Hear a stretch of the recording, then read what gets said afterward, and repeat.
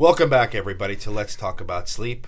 This is the channel where we talk about sleep, and this is the video where we talk about sleep. Actually, all these videos we talk about sleep, but today is part 2 of this past month's question and answer, and there's a lot of them. If you watched part 1, which I hope you do, we talked a lot about idiopathic hypersomnia, and we're going to get right back into it with these next set of questions. So, just as I always say, these videos are for education only. Here's my book, Let's Talk About Sleep. The second one is on its way. As we get to 1,000 subscribers, a lucky viewer will get a signed copy of this, but you got to subscribe. If you like this video, please click like, please share it with your friends and family. And without being too wordy, let's get into part 2. So, Ryan writes, since growth hormone is produced in deep sleep, which is true, and people with narcolepsy don't get enough deep sleep, would they be growth hormone deficient? Excellent question. That's not been shown with the literature, but it is possible. Any idea what the implications would be? Well, growth hormone, typically when somebody is growing, right? So if somebody's in puberty or as a child, growth hormone is produced and that helps them to grow. Narcolepsy, the age of onset is usually late teens, although it can be earlier. I mean, in theory, could somebody have their stature affected? It's possible. I don't know if there's any literature on that. What I can tell you, though, is with kids with sleep apnea, okay, they are definitely not able to get into deep sleep. They are definitely small for their age. And when the sleep apnea is treated, the growth hormone gets produced and they shoot up. I've seen that happen a lot of times in fellowship. With narcolepsy, I don't think that's their clear understanding. And they're not really N3 or delta wave deficient. It's more kind of a disorder of REM sleep. But it is, your point is possible. I'm not sure that this literature has described that, though. So I don't really know. Good question, though. Also, I have my MSLT next month.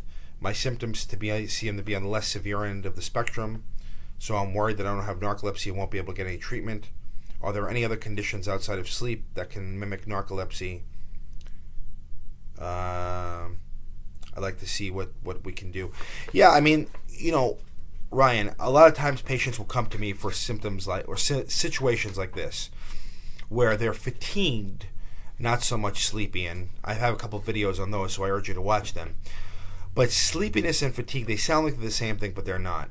Okay, fatigue is I'm not going to fall asleep, I just don't have energy, and the reasons for that is as varied as there are stars in the sky. So fatigue can be from things like depression or vitamin deficiencies or low testosterone or, what have you. And yes, we can treat that. We can treat the symptoms. Narcolepsy, though, if it's there, most likely it's going to show up on the test. Okay, but if it's negative, you want to think outside the box. Could I have a little bit of depression? Could I have a little bit of anxiety? Could I, should I have some blood work checked? Those are the things you should go down. And I see patients who have a normal testing, normal MSLT, and I may treat them just for symptoms. Treat the fatigue with medication. So don't give up. You'll find an answer. It may not be as clear cut as narcolepsy, but definitely keep us informed.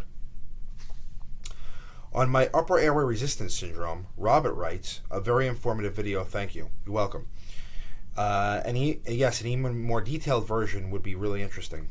Sure, I shall do that. Thank you for the comment. On my Let's Talk About Xywave video, Natural Goddess writes, I just started Xywave last week. I was reluctant, so thanks for the reassurance. Sure thing. It's a weird medicine. Xyrem, Xywave, these are odd medicines, okay? They're liquids. You have to take them twice at night or once sometimes. They're the date rape drug, right? So people are naturally hesitant to take these, but they can be really helpful, so good job. She also writes, RHDS writes, with IH, are the results better with 2 doses if it's not much of a problem? Great question. It kind of depends on the person. So it's a very, like with my patients, I'll ask them, I'll say, look, we can have you take this once at night, or if you think you can do it, we'll have you wake up and take it again in the middle of the night and see how you do. It's such a varied question, it's hard to say. People with IH, though, they oftentimes have sleep inertia, so it's very, very, very difficult for them to wake up in the middle of the night. So it's almost like, diminishing returns. So I'd say it kind of depends on the person. But, thankfully, once a night is approved, and it shows that it does have improvement. So I usually have patients start with twice a night. If they can't do it, boom, right to once a night. Comments on my Xanax video. Priscilla writes, I just found your channel. I love what you talk about. Thank you, Priscilla. Thank you for the positive reinforcement. I'm hooked. Can't wait to watch them all. Awesome. I have been taking Xanax for 2 years on and off, 0.25. Never got addicted 2 times a week. Yeah. I just got prescribed trazodone. I'm afraid to start using it. Trazodone is good. I have a couple videos on that, so watch that. I was told Xanax is not good for my sleep. I'm a rheumatologist because it doesn't let you access the stages of sleep that are necessary. Yeah, Xanax is one of those medicines, like all benzodiazepines. They can actually inhibit the deep sleep that we talked about earlier.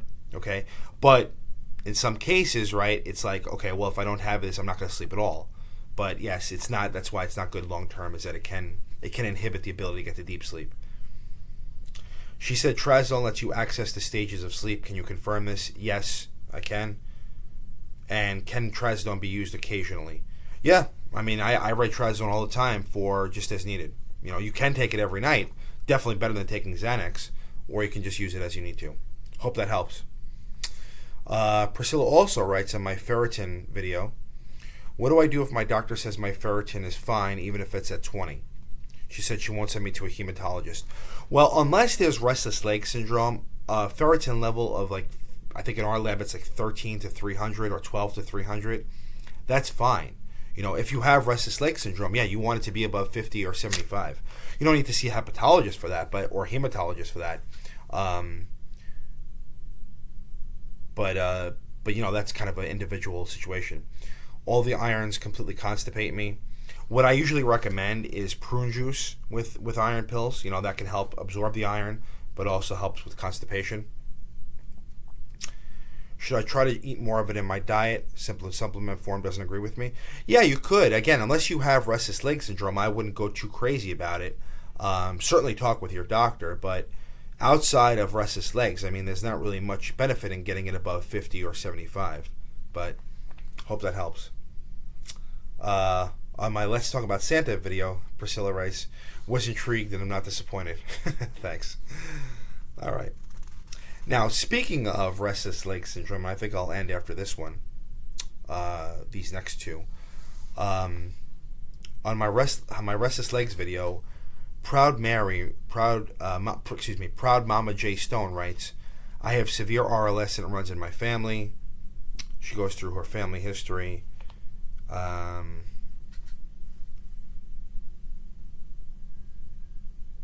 I wish more doctors would learn about this, restless legs she's talking about, and I wish more medical schools would teach about these silent or invisible conditions.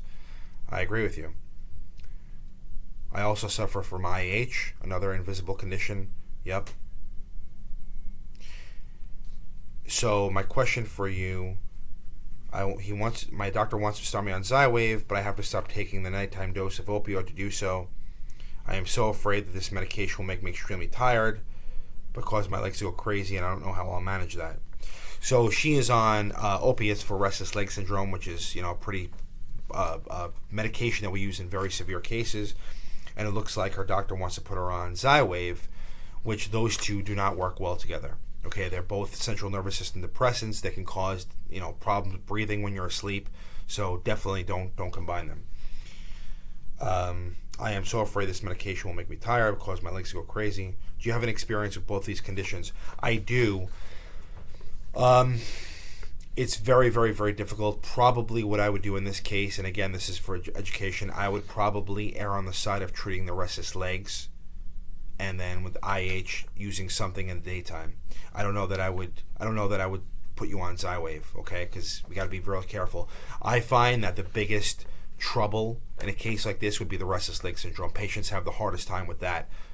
The IH is more of a quality of life thing, but the restless legs is really can impact their sleep negatively and their functioning. Yeah, would you recommend the Xywav like me, knowing the RLS symptoms would no longer be treated? Yeah, like I said, I would probably err on the side of treating the restless legs, and then the IH would be second. Good luck. That's a tough case. And Michael writes, thank you so much for this video. This is the restless legs video.